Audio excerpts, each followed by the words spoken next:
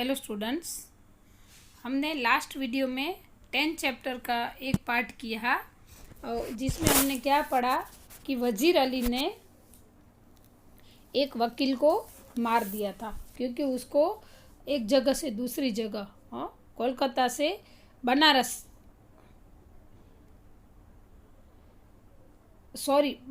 से कोलकाता भेजा गया था और उसने रीज़न पूछा तो उसको रीज़न नहीं मिला, इसलिए उसने वकील को मार दिया था। अब हम आगे पढ़ेंगे। लेफ्टिनेंट और भाग गया। कर्नल अपने जानिसारों समेत आजमगढ़ की तरफ भाग गया। आजमगढ़ में हुक्मरानों ने उन लोगों को अपनी हिफाजत में घाघरा तक पहुंचा दिया। अब ये कारवां इन जंगलों में कई साल से भटक रहा है। कर्नल ने कहा कि अपने जानिसारों समेत यानी जानिसार यानी कि स्नेही घर वालों के साथ, स्नेही स्वजन के साथ वो भाग गया। फिर जो आजमगढ़ भाग जाता है और आजमगढ़ के जो हुक्मकार थे उन लोगों को अपनी हिफाजत में मतलब उनकी रक्षा करके घाघरा तक पहुंचा दिया। अब ये कारवां इन जंगलों में कई साल से भटक रहा है, मतलब वो वजीर अली बहुत सालों से इसी जंगलों में भटक रहा था जिस जंगलों में उन लोगों ने पड़ाव डाला था। लेफ्टिनेंट मगर वजीर अली को स्कीम क्या है, वजीर अली की स्कीम क्या है, मतलब उसका वो क्या करना चाहता है ऐसा। कर्नल स्कीम ये है कि किसी तरह नेपाल पहुंच जाए, अफगानी हमले को इंतज़ार करे, अपनी ताकत बढ़ाए, सादत अली को उसके पद से हटाकर खुद अवध पर कब्जा करे और अंग्रेज़ों को हिंदुस्तान से निकाल दे। कि वजीर अली चाहता क्या है? तो क्या चाहता है कि वो किसी तरह नेपाल पहुंच जाए, फिर अफगानी के हमले का इंतज़ार करे और अपनी ताकत उस पर बढ़ाकर सादत अली को उसके पद से हटाकर अवध पर उसको कब्जा करना था और अंग्रेज़ों को हिंदुस्तान से निकालना था।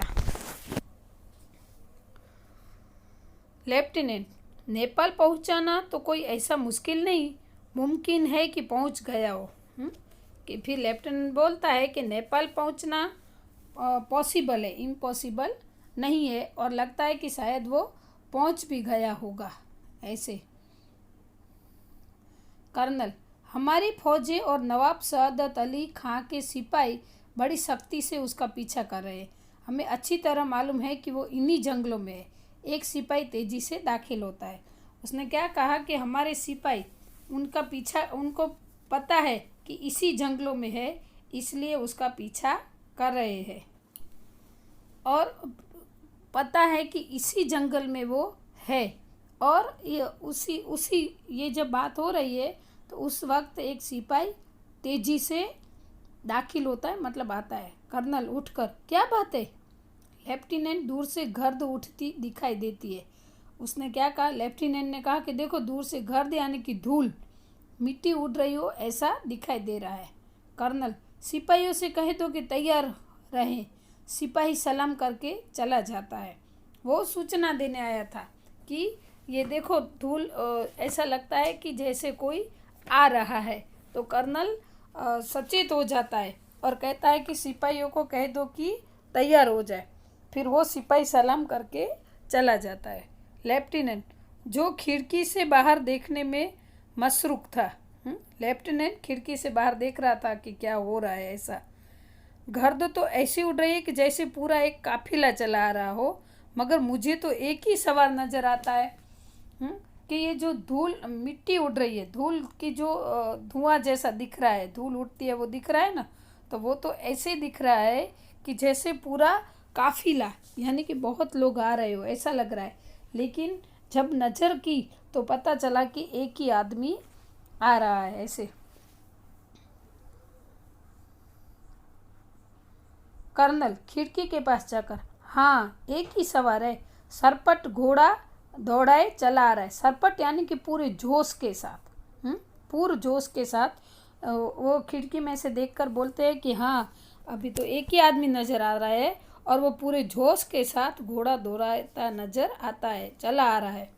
लेफ्टिनेंट और सीधा हमारी तरफ आता मालूम होता है। कर्नल ताली बजाकर सिपाही को बुलाता है। उसको लगता है कि वे तो सीधा हमारी तरफ आता है और फिर वो ताली बजाकर सिपाही को बुलाता है। सिपाही से कहा, इस सवार पर नज़र रखे कि ये किस तरफ जा रहा है। सिपाही सलाम करके चला जाता है। लेफ्टिनेंट, सुबह की तो कोई गुंजाइश ही नहीं है, तेजी से इसी तरफ आ रहा है। तापों की आवाज़ बहुत करीब आकर रुक जाती है। वो कहते कि सुबह की तो कोई गुंजाइश ही नहीं है, ये तो इधर ही आ रहा है। तो और टापों की जो आवाज़ थी वो भी करीब आकर रुक जाती है। सवार बाहर से, मुझे कर्नल से मिलना है। मतलब जो घोड़े की वो सब आवाज़ आती है न, वो ऐसे लगा कि जैसे पास में आकर रुक गई है और आवाज़ आया। जो घोड़सवार था, घोड़े पर जो आया था, उसने कहा कि मुझे कर्नल से मिलना है। कर्नल ने चिल्ला कर कहा, बहुत खूब। सवार बाहर सी, मतलब वो बाहर से ही जवाब देता है कि सी, ऐसे हाँ बुलाता है इसलिए। सिपाही अंदर आकर, हुजूर सवार आपसे मिलना चाहता है। कर्नल, भेज दो। वो सिपाही अंदर परमिशन लेने आता है, कहता है कि जो घोड़सवार आया है वो आपसे मिलना चाहता है।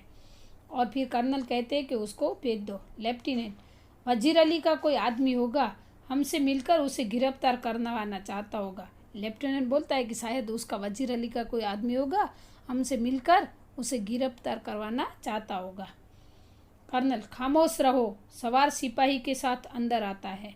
सवार आते ही पुकार उठता है, तन्हाई तन्हाई, मतलब एकांत चाहिए मुझे, ऐसे मतलब और किसी के साथ सामने वो डिस्कशन करना नहीं चाहता था। कर्नल साहब, यहाँ कोई गैर आदमी नहीं है, आप राजी दिल कर सकते कह दे, मतलब इधर कोई पराया आदमी नहीं है, आप बिंदास राजी दिल कह दे, यानी कि बिंदास कह दो, जो दिल में राज है वो कह दो। सवार, दीवार खाम हरघोष दारद तन्हाई, मतलब कि दीवार के भी कान होते हैं, मुझे अभी तन्हाई चाहिए, मतलब अब मैं अकेले में बात करना चाहता हूँ, ऐसे। कर्नल लेफ्टिनेंट और सिपाही को इशारा करता है, दोनों बाहर चले जाते हैं। जब कर्नल और सवार खेमे में तन्हा रह जाते हैं तो जरा वक्के के बाद चारों तरफ देखकर सवार कहता है, हाँ वक्का यानी कि थोड़ा आराम करके, मतलब कुछ समय के बाद, इसका मतलब थोड़े दिल के बाद, थोड़ी टाइम के बाद, थोड़ी देर के बाद वो बात करना, उसने किसने, तो सवार ने बात करना शुरू की। हाँ, कर्नल ने फिर सिपाही और लेफ्टिनेंट को इशारा किया तो वो दोनों बाहर चले जाते हैं।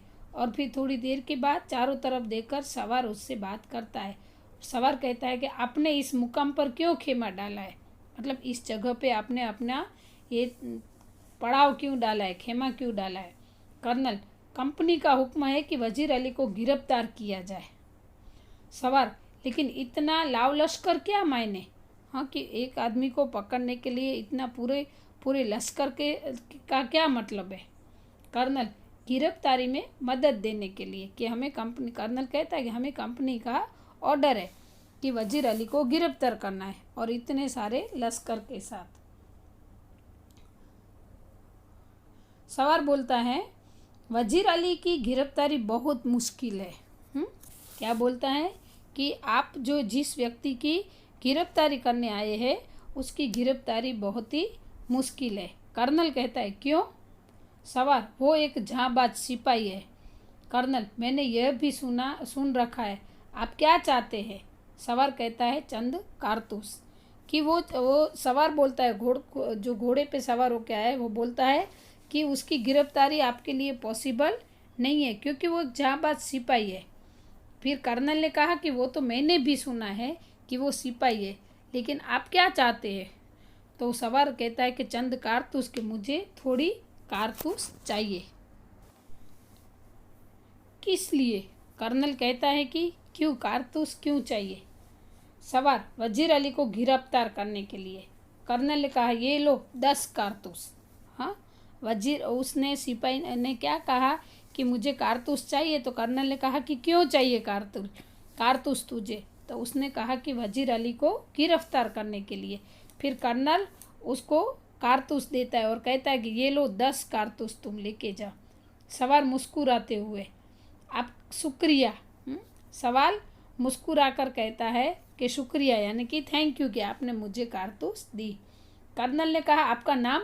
फिर कर्नल उसको पूछता है कि आपका नाम क्या है? तो सवार मुस्कुराते हुए कहता है कि क्या, सॉरी, सवार उसको जवाब देता है वजीर अली, आपने मुझे कारतूस दिए इसलिए आपकी जान बख्शी रहा हूँ। ये कहकर बाहर चला जाता है। टापों का शोर सुनाई देता है। कर्नल एक सन्नाटे में है। हक्का बक्का रहकर लेफ्टिनेंट अंदर आता है। हक्का बक्का खड़ा हो जाता है। क्या हुआ कि उसने सही बता दिया कि वो खुद वजीर अली था। कर्नल के पास आया, उसके पास से कारतूस भी लेके गया और उसने क्या कहा कि आपने मुझे कारतूस दिए, मुझे मदद किए, इसलिए मैं आपकी जान बख्श देता हूँ, मैं आपको मारूंगा नहीं। ये कर फिर चला जाता है। फिर टापों का शोर सुनाई देता है, मतलब वो घोड़े पे चल के जाता है तो वो जो आवाज़ होती है वो सुनाई देता है।